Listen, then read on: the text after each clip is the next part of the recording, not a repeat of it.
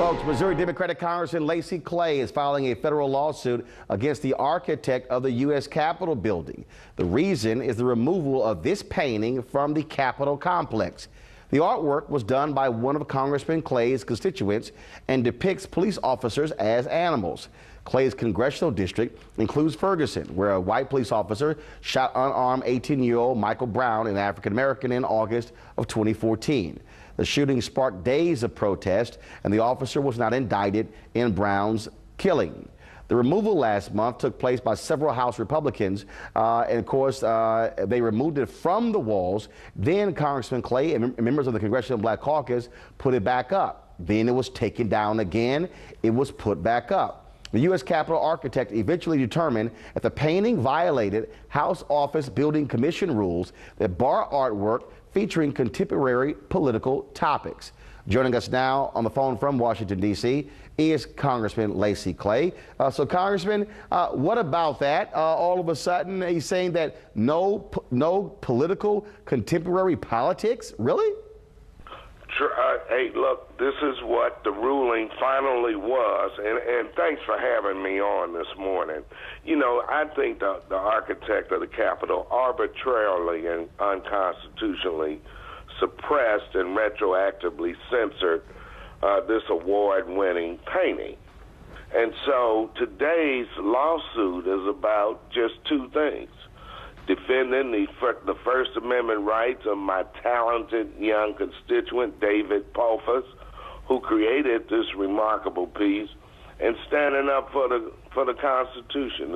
And it's as simple as that.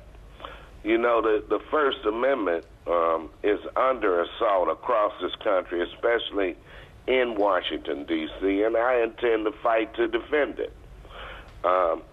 The architect of the Capitol retroactively censored this artwork, which had already been displayed peacefully, along with over 400 other entries for 7 months. Members of Congress, congressional staffers, and thousands of visitors viewed it repeatedly with no problem. And that changed when an alt-right blogger decided to attack the artwork online. And then Eric Bolling of Fox News Channel decided that it would be great for his ratings if he started a campaign to have it removed. And sadly, some of my Republican colleagues decided to take matters into their own hands, which is childish, offensive, and beneath the dignity of the U.S. House. All right, Congressman Clay, we certainly appreciate you joining us, and we look forward to seeing what happens with this lawsuit. Hey, thank you for having me.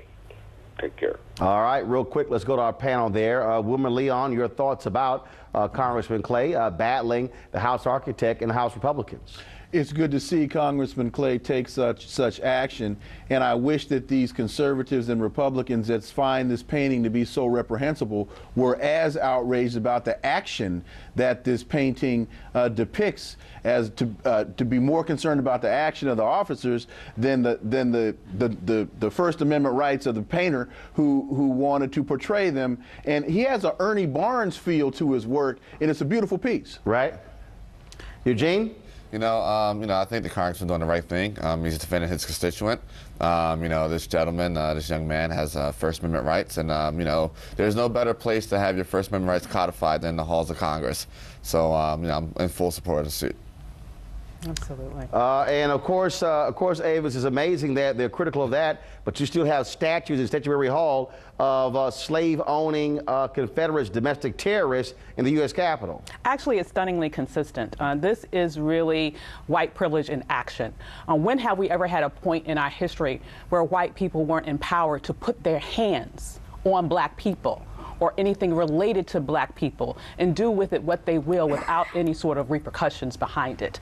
This is outrageous. It is ridiculous. It is offensive. And it is, I believe, illegal because it is a suppression of First Amendment rights. And I certainly hope that this congressman is able to win in court. And Roland, this goes also to your issue of real quick, sensitivity. Real quick.